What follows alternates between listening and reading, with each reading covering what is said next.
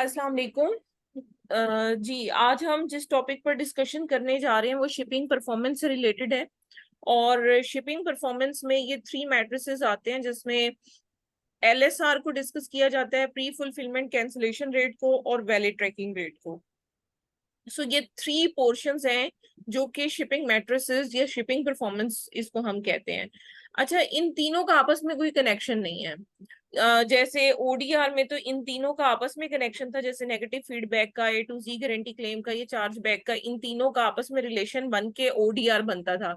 लेकिन LSR, pre fulfilment cancel और cancellation rate और जो वैलिड ट्रैकिंग रेट है, ये सब चीजें अलग अलग हैं, डिफरेंट हैं। ठीक है, हम सबसे पहले एलएसआर को डिस्कस करेंगे कि एलएसआर क्या होता है। देखो, जब प्रोडक्ट को हमने शिप करना होता है कस्टमर तक, तो हमें कुछ टाइमलाइंस मिलती हैं अमेजोन की तरफ से कि हमें कब तक शिप करनी है प्रोडक्ट। ठीक है, जैसे अब यहाँ पर देखें कि एक ऑर्डर जो है वो लेट शिप हुआ है विद इन लास्ट 10 डेज, और विद इन 30 डेज 4 ऑर्डर ऐसे हैं जो कि लेट शिप हुए हैं।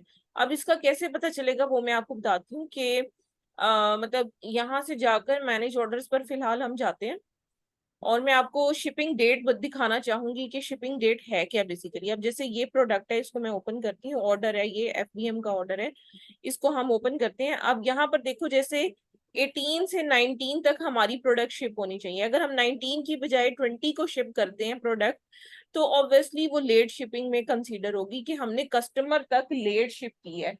अब इसमें हम जब ये इशू रेज होता है, अच्छा, इसका जो टारगेट है वो 4% के अंडर होना चाहिए। अगर 4% से अबव जाएगा तो अकाउंट में डीएक्टिवेशन आ सकती है, अकाउंट में प्रॉब्लम आ सकती है। सो आप यहाँ पर देखो कि दोनों डेट्स के अलग अलग जो हैं वो मतलब होते हैं। फुलफिलमेंट शिपमेंट डेट होती है विद इन 10 डेज और लास्ट 30 डेज। एलएसआर सिर्फ और सिर्फ सेलर फुलफिल्ड ऑफर्स पर एप्लीकेबल होती है। सो ऑर्डर को शिप करना ताकि कस्टमर तक ट्रैकिंग पहुंच जाए और कस्टमर को पता चल जाए कि उसकी प्रोडक्ट जो है वो शिप हो चुकी है, उसमें वो ट्रैकिंग से अपनी प्रोडक्ट को ट्रैक कर सकता है। तो बेसिकली जब एलएसआर इंक्रीज होता है तो उसकी वजह से ओडीआर में भी मसाइल आते हैं, जैसे क्लेम्स आ जाएंगे या नेगेटिव फीडबैक आ जाएंगे या चार्जबैक, तो एक सेपरेट चीज है, वो भी आ सकती है। ठीक है, लेकिन एलएसआर जो है वो डायरेक्टली डिपेंड कर रहा होता है मतलब ओडीआर पर, ऑर्डर डिफेक्ट रेट पर, क्योंकि अगर हम लेट शिप करेंगे तो कस्टमर तक लेट पहुंचेगी, कस्टमर को इन्फॉर्मेशन लेट पहुंचेगी। उस केस में कैंसिलेशन रेट भी इंक्रीज हो सकता है, प्लस उसके साथ मतलब ओडीआर भी इंक्रीज हो सकते हैं। जैसे नेगेटिव फीडबैक किसी कस्टमर का आ गया, कोई प्रॉब्लम आ गई, तो वो सारी चीजें यहाँ पर हम कर सकते हैं। सो एलएसआर जो है उसको 4% के अंडर मेंटेन करना जरूरी है, और अगर हम एलएसआर को मेंटेन नहीं करते तो अकाउंट डीएक्टिवेट हो सकता है। अब आप यहाँ पर देखो, जब हम कंफर्म शिपमेंट पर क्लिक करते हैं ना, तो ये हमें 19 की डेट है, तो 19 तक हमें ये चीज कंफर्म करनी है, जिसमें हमें यहाँ पर कैरियर सर्विस को सिलेक्ट करना है। यहाँ से जो भी कैरियर सर्विस, फॉर एग्जांपल हम यूपीएस को सिलेक्ट करते हैं, तो इसमें फर्दर शिपिंग सर्विस हमें सिलेक्ट करनी है कि हमने किस तरीके से भेजा है, और यहाँ पर ट्रैकिंग आईडी। देखो, जब ये चीज कस्टमर तक पहुंच जाएगी तो कस्टमर थोड़ा रिलैक्स हो जाएगा कि उसकी आइटम जो है उसके ऊपर प्रोसेसिंग स्टार्ट हो गई है। अब वो अपनी प्रोडक्ट को जो है ट्रैक कर सकता है। अब कस्टमर तक प्रोडक्ट जो है वो 22 सितंबर तक पहुंचनी चाहिए। ठीक है, और जो परचेज डेट है उसकी 17 है। ठीक है, तो 22 तक प्रोडक्ट जो है वो हर सूरत कस्टमर तक पहुंचनी चाहिए। अगर कस्टमर तक नहीं पहुंचती, मतलब ये देखें, 22 तक अगर नहीं पहुंचेगी तो ऑन टाइम डिलीवरी रेट जो है वो हमारा प्रॉब्लमेटिक हो जाएगा। ठीक है, ये 97% से अबव होना चाहिए, लेकिन इसकी वजह से, ऑन टाइम डिलीवरी रेट की वजह से, अकाउंट डीएक्टिवेट नहीं होता। ठीक है, इस पे कोई पेनल्टी नहीं पड़ती, कोई परफॉर्मेंस मतलब प्रॉब्लम नहीं आती अकाउंट पर, अकाउंट जो है वो सही रहता है। लेकिन ऑर्डर को कंफर्म करना विद इन गिवन टाइम, यानी कि 19 सितंबर तक इसको करना बहुत जरूरी है। लेकिन ऑन टाइम डिलीवरी रेट इतना भी कम नहीं होना चाहिए कि आप समझो कि 10%, 20% पे चला गया, 50% पे चला गया। उसमें भी अमेजोन जो है वो मतलब पूछेगा कि ये क्या हो रहा है, क्यों अकाउंट जो है वो आपकी उसका ये इतना ज्यादा डाउन हो रहा है। तो मतलब ये कि 97 से 95 तक चला भी जाए तो कुछ दिनों में वो बेटर हो जाता है, लेकिन इतना नहीं होना चाहिए कि अकाउंट जो है वो उसमें ऑर्डर जो है वो इतने ज्यादा लेट पहुंच रहे हो कस्टमर तक, तो उस टाइम पर फिर इशू आ सकता है अकाउंट में। ठीक है, अब जैसे मैं अभी डिस्कस करी थी एलएसआर को, तो एलएसआर में जो ऑर्डर प्रॉब्लमेटिक है उनकी रिपोर्ट यहाँ से डाउनलोड की जा सकती है। सो हम यहाँ से रिपोर्ट डाउनलोड करेंगे और देखेंगे कि कौन से ऐसे ऑर्डर्स हैं जिनमें हमने कंफर्मेशन लेट की थी, और बाद में हम फाइंड आउट करने की कोशिश करेंगे कि हमने जो कंफर्मेशन लेट की थी वो क्यों की थी, क्या रीजन थी, स्टॉक का इशू था, क्या चीज का इशू था, वो हमने यहाँ पर देखना है। अच्छा, जो एलएसआर लेट शिपमेंट का जो इशू आता है, वो उसका नोटिफिकेशन मैं आपको दिखाना चाहूंगी कि वो किस तरह से रिसीव होता है और उसके उसको हम किस तरह से हैंडल करते हैं। बहुत शुरू में इस अकाउंट पर जो है वो प्रॉब्लम आया था। अभी ये ओपन हो जाए तो मैं आपको दिखाती हूँ उसका नोटिफिकेशन, ये नोटिफिकेशन होता किस तरह का है। तो बाकी ये रिपोर्ट जो है वो डाउनलोड हो गई है, तब तक हम रिपोर्ट देख लेते हैं। अब देखिए ये रिपोर्ट एक्सेल की शीट ओपन हो गई है। अब यहाँ पर ऑर्डर की डेट आ रही है। ठीक है, ये ऑर्डर की डेट है। उसके बाद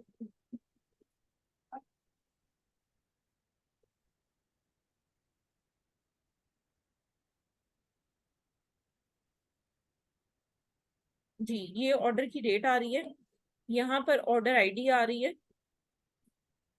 अब ये एक्सपेक्टेड डेट आ रही है। अब ये किस तरह से कैलकुलेट हो रही होती है ये भी मैं आपको अभी बताती हूँ।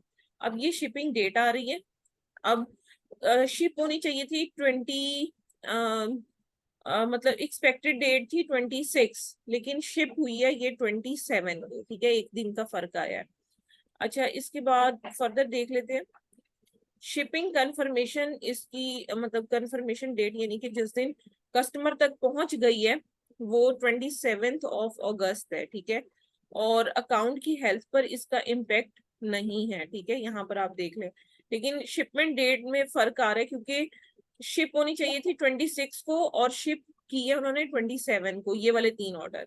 और ये वाला जो ऑर्डर है इसमें देखो बिल्कुल माइनर सा टाइम का डिफरेंस आ रहा है कि 14:57, 20:14:57 ये टाइम है। ठीक है, इस टाइम पर ये प्रोडक्ट जो है वो शिप हुई है, और एक्सपेक्टेड जो टाइम था वो 6:59:59 तक था। ठीक है, तो टाइम भी इसमें मैनेज मतलब सम टाइम हो रहा होता है, अकाउंट की हैंडलिंग पर डिपेंड कर रहा होता है।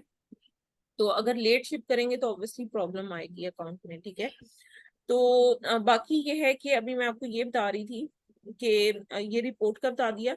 हाँ जी, नोटिफिकेशन का मैं आपको बताने लगी थी कि इस अकाउंट पर नोटिफिकेशन, एक मिनट सुनिए, ओपन होगा आप तक नोटिफिकेशन, एक मिनट आपको दिखाती हूँ, और फिर मैं इसकी अपील को भी डिस्कस करती हूँ। और उससे पहले हम प्री फुलफिलमेंट कैंसिलेशन रेट और ट्रैकिंग का जो इशू है उसको भी हम देख लेते हैं, और फिर एक साथ उनकी अपील्स वगैरह को डिस्कस करेंगे क्योंकि सब एक दूसरे के साथ लिंक करते हैं। फॉर एग्जांपल, अगर अमेजोन पर मतलब आप सेलिंग कर रहे हो और शिपिंग परफॉर्मेंस में अगर कोई प्रॉब्लम आता है तो उसको हैंडल कैसे करना है वो भी मैं आपको बता देती हूँ। अच्छा, ये देखें, ये वार्निंग मिलती है, इसमें फ्लैग आता है, यानी कि we have identified your LSR rate exceed the target rate. अगर प्रॉब्लम कंटिन्यू रही तो अकाउंट डीएक्टिवेट हो जाएगा। We observe that more than 4% of your order have to be ship late. ठीक है, और अमेजोन की पॉलिसी को वो कह रहे हैं कि आप यहाँ से देख लें कि अमेजोन की पॉलिसी क्या है। ठीक है, और पॉलिसी ऑब्वियसली वही है जो हम ऑलरेडी अभी डिस्कस कर चुके हैं कि 4% के अंडर होनी चाहिए। अगर कोई प्रॉब्लम आती है तो उसको कैसे देखना है, कैलकुलेशन कैसे होती है, ट्रैकिंग नंबर वैलिडेशन किस तरह से होती है। उसमें अभी मैंने आपको जैसे बताया कि तीन चीजें आपने ऑर्डर में एंटर करनी होती है, कैरियर, कैरियर सर्विस और ट्रैकिंग आईडी। और हेल्दी, अगर लेट शिपिंग रेट को आप करना चाहते हैं तो पैकेज को as soon as possible deliver कर दें, और हमेशा एलएसआर के स्कोर्स को जो है वो आप देखते रहें। अच्छा, सक्सेसफुली अगर ट्रैकिंग को अपलोड करना चाहते हो तो पहले तो ट्रैकिंग को देखो अच्छी तरह से, उसमें कोई स्पेस या कोई भी ब्लैंक चीज या स्पेशल कैरेक्टर वगैरह यूज ना करो। जो कैरियर नेम और डिलीवरी सर्विस है उसको वेरीफाई अच्छी तरह से कर लो। शिपिंग की कंफर्मेशन डेट और उसको अगर अपडेट करने की जरूरत हो तो उसको कर दो। बाकी लेट शिपिंग रेट के मैट्रिसेस को देखना मैंने आपको बता दिया कि अकाउंट हेल्थ में जाना है, शिपिंग परफॉर्मेंस में जाना है, वहां पर डिटेल्स देखनी है, रिपोर्ट को कैसे डाउनलोड करना है, ये ऑलरेडी मैं आपको चीजें बता चुकी हूँ। अगर ट्रैकिंग इन्फॉर्मेशन एडिट करने की जरूरत है तो वो भी आपको बता देती हूँ कि वो किस तरह से की जाती है। जैसे कोई ऑर्डर है जो ऑलरेडी आप शिप कर चुके हैं, लेकिन अगर उसकी कोई ट्रैकिंग अपडेट हुई है या उसमें कोई भी मतलब नई चीज आई है, आप कस्टमर को अगर इन्फॉर्म करना चाह रहे हो उसके बारे में, तो आप ट्रैकिंग को भी अपडेट कर सकते हो, ठीक है। लेकिन वो शिप होने से पहले होनी चाहिए। अगर शिप होने के बाद होगी तो मतलब कस्टमर तक डिलीवर होने से पहले होनी चाहिए, डिलीवर होने के बाद नहीं होनी चाहिए। अब देखो इसकी वो शिपिंग कंफर्मेशन हम ऑलरेडी कर चुके हैं, यूपीएस ग्राउंड, और ये ट्रैकिंग आईडी वगैरह सारा कुछ आ रहा है यहाँ पर। देखो कि पता चल रहा है कि पैकेज मतलब कैरियर ने पिक कर लिया है, कैरियर के पास पहुंच गया है, सारा कुछ हो गया। अगर आप इसमें कुछ अपडेट लेकर आना चाहते हो तो उसको किस तरह से आपने जो है वो अपडेट करना है, इसमें अपडेट का आपके पास ऑप्शन आ रहा होता है। एक सेकेंड ठहरिएगा, देखते हैं। अच्छा, क्योंकि ये पिक कर लिया हुआ है ना, इसलिए यहाँ पर अब वो उसका नहीं दे रहे। अदरवाइज जो है वो यहाँ पर जो ऑर्डर डिलीवर हो चुके होते हैं या फिर उनकी एडिटिंग अलाउ कर रहा होता है, या फिर कुछ ऑर्डर्स इस तरह के होते हैं जो कि मतलब जिसमें मैं आपको दिखाती हूँ। अ, मतलब जो ऑर्डर शिप हो गया है ना, वो तो मतलब जो कैरियर सर्विस के पास पहुंच गया, कैरियर ने पिक कर लिया पैकेज को, तो इस वजह से यहाँ पर रिकन्फर्मेशन नहीं आ रही है। अदरवाइज हम रिकन्फर्मेशन इसकी कर सकते हैं, जो कि एडिट ऑर्डर केवल कंसाइनमेंट का ये। ऑप्शन मेरे ख्याल में आता है। सॉरी। एडिट कंसाइनमेंट का ऑप्शन शायद यहाँ पे नीचे आता है, जो नहीं हो हाँ, सकती। एडिट शिपमेंट का बटन आता है, ठीक है, वो अभी यहाँ पर नहीं आ रहा, ठीक है। तो आपने एडिट शिपमेंट करनी है और उसके बाद जो है वो जो भी डाटा आप अपलोड करना चाहते हो वो कर सकते हो, लेकिन 72 आवर्स में जो है वो चेंजेस उसके रिफ्लेक्ट होना स्टार्ट होते हैं। अच्छा, अब ये मैंने आपको दिखा दिया कि अमेजोन कह रहा है कि अगर आप डीएक्टिवेशन को रिवाइज करना चाहते हो, सॉरी, अगर उसे अवॉइड करना चाहते हो, तो आपको क्या करना है कि जितने भी ऑर्डर्स हैं वो within allotted time carrier को जो है वो पहुंचाने हैं आपने। अगर आप नहीं पहुंचाते और उनको ट्रैक नहीं करते तो ऑब्वियसली आपको प्रॉब्लम होगी। और अगर अकाउंट डीएक्टिवेट हो जाता है, आपसे कंट्रोल नहीं हो पाता अगर ये सारा सिस्टम, तो फिर आपको जो है वो अमेजोन को बताने की जरूरत होती है। अब यहाँ पर देखें, ये अकाउंट में कुछ लिस्टिंग्स जो हैं वो डिलीट हुई हैं। अलबत्ता यहाँ पर फिर भी मैं आपको दिखा देती हूँ कि यहाँ पर कॉल अमेजोन को की है, और हमने जो है वो जो इसकी अकाउंट हेल्थ में जो प्रॉब्लम आ रही है, यानी कि एलएसआर जो इंक्रीज हो रहा था, उसके बारे में यहाँ पर डिस्कशन की थी, ठीक है। तो जो भी सपोर्ट उन्होंने दी है वो सारी चीजें यहाँ पर आपके सामने मेंशन है। तो हम इस तरह से भी इसको मैनेज कर सकते हैं, लेकिन अगर अकाउंट डीएक्टिवेट हो जाए तो फिर हमें प्लान ऑफ एक्शन सबमिट करवाने की जरूरत होती है। अदरवाइज आपको सिर्फ ऑर्डर ज्यादा लेने होते हैं ताकि ये जो परसेंटेज है ये कम से कम हो जाए, ठीक है। जैसे अभी 1 ऑर्डर में प्रॉब्लम आ रही है आउट ऑफ 961, अगर यहाँ पर 4 ऑर्डर्स हो जाते हैं तो ऑब्वियसली परसेंटेज ज्यादा होगी, ठीक है। अगर 10 ऑर्डर्स हो जाते हैं परसेंटेज और ज्यादा होगी। लेकिन जो टोटल ऑर्डर्स हैं अगर हम उसको भी साथ साथ इंक्रीज कर दें, यानी कि 961 की बजाय 1100 कर दें, उसमें से अगर 4 ऑर्डर्स ऐसे हैं जिसमें प्रॉब्लम थी जिसकी वजह से वो एलएसआर इंक्रीज हुआ था, तो वो ऑटोमेटिक परसेंटेज कम हो जाएगी। तो इसकी स्ट्रेटेजी यही होती है कि टेक मोर ऑर्डर्स, ठीक है। अब आपको मैं बताती हूँ प्री फुलफिलमेंट कैंसिलेशन रेट। अब कैंसिलेशन रेट का मतलब ये होता है कि विद इन 7 डेज जो है वो हम कितने ऑर्डर खुद से कैंसिल कर रहे हैं, यानी कि हमारे पास ऑर्डर आ रहे हैं और हम उसको कैंसिल कर रहे हैं, तो वो कैंसिलेशन रेट होता है। इसका जो मैक्सिमम परसेंटेज है वो 2.5% के अंडर होनी चाहिए। अगर 2.5% से अबव होती है तो अकाउंट डीएक्टिवेट हो सकता है। और यहाँ पर देखो कि सेलर ने 2 ऑर्डर कैंसिल किए आउट ऑफ 708, और 0.28% जो है वो बन रही है इसकी। तो कैंसिलेशन रेट कहाँ से देखना है वो मैं आपको थोड़ा सा बता देती हूँ। यहाँ पर देखें, परफॉर्मेंस में जाना है आपने, और नहीं, बल्कि आप ऑर्डर्स में जाएंगे, मैनेज ऑर्डर्स पर। ठीक है, जो कैंसिल्ड ऑर्डर्स हैं वो यहाँ पर है, यहाँ पर क्लिक करेंगे आप।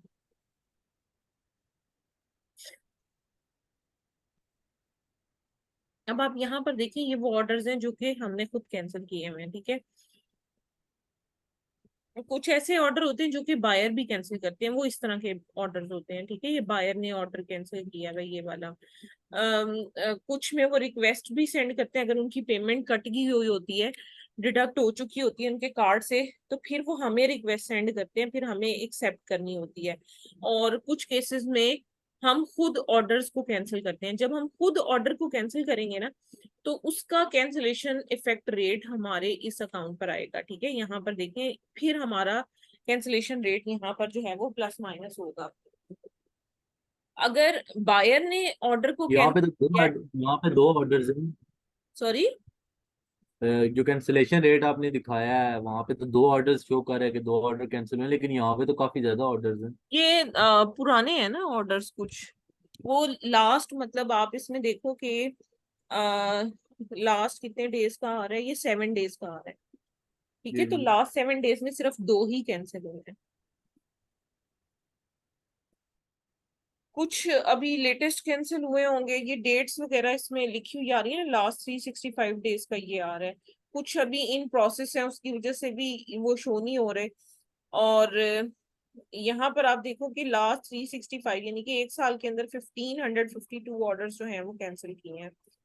तो बाकी ये है कि एफबीए जो ऑर्डर्स हैं वो भी देख सकते हैं। एनीवेज, यहाँ पर लास्ट जो 7 डेज में प्री फुलफिलमेंट कैंसिलेशन रेट है वो ये है हमारा, ठीक है, 7 डेज का। वो यहाँ पर आ रहा है, यानी कि 10 से 16 दिसंबर के सितंबर के दरमियान का ये आ रहा है। टोटल 708 ऑर्डर्स हैं, जिसमें से 2 कैंसिल हुए हैं। ये प्री फुलफिलमेंट है ना, यानी कि हमने ऑर्डर को एक्सेप्ट करने से पहले, शिपिंग एंटर करने से पहले कैंसिल किया है इसको। और यहाँ पर कुछ ऑर्डर्स होंगे जो कि ट्रैकिंग वगैरह एंटर करने के बाद हो सकता है कि वो कैंसिल हुए हो, ठीक है। तो ये भी एक चीज मैटर करती है। और ये देखो लिखा हुआ है, has been cancelled and buyer will not be charge. तो कैंसलेशन जो है वो यहाँ पर हमें नजर आ रही है। अब कैंसिलेशन रेट अगर इंक्रीज हो जाता है तो उसका उसकी उसकी क्या रीजंस हो सकती हैं? ज्यादातर इन्वेंट्री का इशू हो सकता है, ठीक है।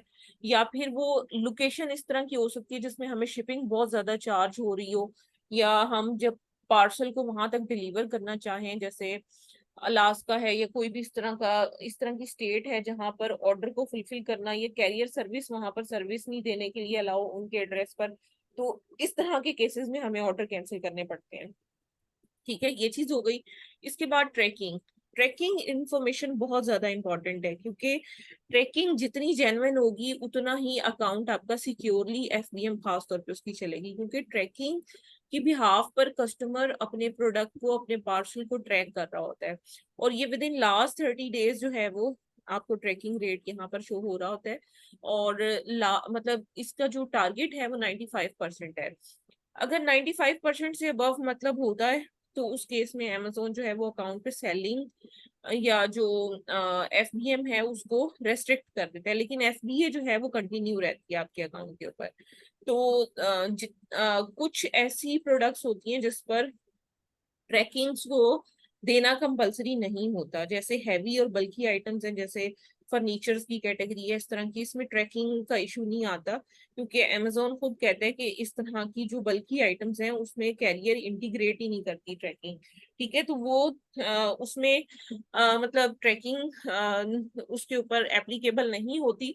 उसके बाद स्मॉल और लाइट जितनी भी आइटम्स होती हैं जिनकी प्राइस ही $10 से लेस होती है और उसी में शिपिंग चार्जेस भी होते हैं, या इनवेलप्स होते हैं, उस पे भी वीटीआर जो है वो एप्लीकेबल नहीं होता। इसके अलावा इंटरनेशनल शिपिंग जो बहुत छोटी आइटम्स की है, जिसमें लेस देन $5 जो है वो प्रोडक्ट है, मतलब वो भी समझे उसमें भी अ, वो एग्जेम्पशन होती है ट्रैकिंग की। उसके बाद इंटरनेशनल शिपिंग जो कि यूएस से बाहर या चाइना से बाहर होती है, वो भी शिपमेंट्स इस तरह की होती हैं जिसमें मतलब एग्जाम्पशन होती है। इसके अलावा जितने भी डिजिटल ऑर्डर्स हैं जो कि फिजिकली शिप नहीं हो सकते, जैसे ऑडियो बुक है या कोई इसी तरह की ऑनलाइन कोई सॉफ्टवेयर है या कुछ भी है, उसमें भी आप समझो कि एग्जाम्पशन होती है। बाकी जितनी भी कैटेगरीज हैं, जैसे यहाँ पर आप देख रहे हो लगेज की, पेट की, होम की, टूल की, इसकी हर एक की अलग अलग कैटेगरी की ट्रैकिंग जो है वो उसकी परसेंटेजेस होती हैं। अच्छा, फॉर एग्जांपल बाकी सब कैटेगरीज में हमारी 100% है, लेकिन लगेज में अगर प्रॉब्लम आ रहा है, फिर फॉर एग्जांपल लगेज की जो परसेंटेज है 95 से नीचे चली गई है, और कंटिन्यूसली 7 to 10 डेज जो है वो नीचे ही रही है अगर ट्रैकिंग रेट, तो उस केस में अमेजोन इस कैटेगरी को रेस्ट्रिक्ट कर देगा, यानी कि वो कहेगा कि आप लगेज की कैटेगरी में सेल आउट नहीं कर सकते। ठीक है, तो इस तरह से भी लिमिटेशन अकाउंट के ऊपर लग सकती है, और ओवरऑल अगर ज्यादा मतलब उसमें कैटेगरीज में इशू आता है तो अमेजोन अकाउंट जो है उस पर सेलर फुलफिल्ड ऑफर्स को बंद भी कर सकता है। ठीक है, तो ये सारे मैट्रिसेस हैं। बाकी जिसमें भी प्रॉब्लम होती है, जैसे प्री फुलफिलमेंट कैंसिलेशन है, इसमें भी रिपोर्ट को डाउनलोड करके देखा जा सकता है कि किन 2 ऑर्डर्स को हमने कैंसिल किया। ये इसमें भी हमें पता चल रहा होता है रिपोर्ट के थ्रू। इसमें भी हमें रिपोर्ट, यानी कि जिसमें भी इशू होगा उसकी रिपोर्ट को डाउनलोड करके उसकी ऑर्डर आईडीज, उसकी सारी जो भी इंफॉर्मेशन है वो हम सारी देख सकते हैं। ठीक है, ये चीज हो गई। अब मैं आपको ग्रुप में जो है वो सेंड करती हूँ इसके नोटिफिकेशंस और इसकी अपील्स, कि अपील आपने किस तरह से, अगर अकाउंट डीएक्टिवेट हो जाता है, क्योंकि अगर अकाउंट डीएक्टिवेटेड नहीं है, अकाउंट एक्टिव है, अभी उसमें कोई प्रॉब्लम नहीं आई, तो उस केस में आप समझें कि हम फोन पर या अपनी स्ट्रेटजीज को यूज करके, कि जैसे ऑर्डर मैंने आपको काफी ज्यादा ले लें, या फिर कैंसलेशन रेट अगर इंक्रीज हुआ है तो उसमें भी ऑर्डर ज्यादा ले लें। ठीक है, ट्रैकिंग को मैनेज करना मुश्किल होता है, क्योंकि ट्रैकिंग आपकी जेन्युइन अगर ना हो तो ट्रैकिंग को मैनेज करना मुश्किल होता है। बाकी ओडीआर, एलएसआर, प्री फुलफिलमेंट, इन तीनों का एक ही सोल्यूशन है कि ज्यादा ऑर्डर्स लें आप। ठीक है, सेलर फुलफिल के, तो आपकी ये जो परसेंटेज है ये मैनेज हो जाती है। ठीक है, तो अभी जो है मैं आपको अगर अकाउंट डीएक्टिवेट हो जाता है और मैनेज नहीं हो पा रही होती आपसे, सेलर फुलफिल्ड ऑफर अगर बंद हो जाए, तो वो तो एक अलग सिनेरियो है। बाकी आपने कम्युनिकेट किस तरह से करना है अमेजोन के साथ regarding LSR, regarding pre fulfilment cancellation rate, तो उसकी अपील और नोटिफिकेशन में ग्रुप में शेयर करने लगे। जी, मैंने आपको ग्रुप में शेयर की हैं चीजें, इनको देखिएगा। फर्स्टली वीटीआर की जो हमने डिस्कशन की थी अभी, वो मैंने आपके साथ डिस्कस मतलब सेंड कर दी है। और बाकी जो एलएसआर का नोटिफिकेशन है वो ऑलरेडी मैं आपको शो कर चुकी हूँ। अब एलएसआर मतलब अगर उसमें प्रॉब्लम आ जाता है तो एलएसआर में मैंने आपको बताया कि लेट शिपमेंट की क्या क्या मतलब रीजंस हो सकती हैं, जैसे स्टाफ की शॉर्टेज हो सकती है, इन्वेंट्री की शॉर्टेज हो सकती है, या फिर कोरियर का डिले हो सकता है कि कोरियर पिक नहीं करनी आई आइटम को। तो इन तीनों की रूट कॉजेज लिखी है, और उसके साथ साथ जो है वो प्लान ऑफ एक्शन भी मतलब डिटेल में लिखा हुआ है। आप जो भी कोरियर सर्विस इस्तेमाल कर रहे थे, या जो भी स्टाफ की शॉर्टेज थी उसको आपने कैसे पूरा किया, इन्वेंट्री का जो इशू था उसको आपने ओवरकम करने के लिए क्या चीज की, जैसे इन्वेंट्री के इशू को ओवरकम करने के लिए आप कोई लाइव इन्वेंट्री मैनेजमेंट सॉफ्टवेयर इस्तेमाल कर सकते हो, ये इस तरह की चीजें आप बता सकते हो अमेजोन को।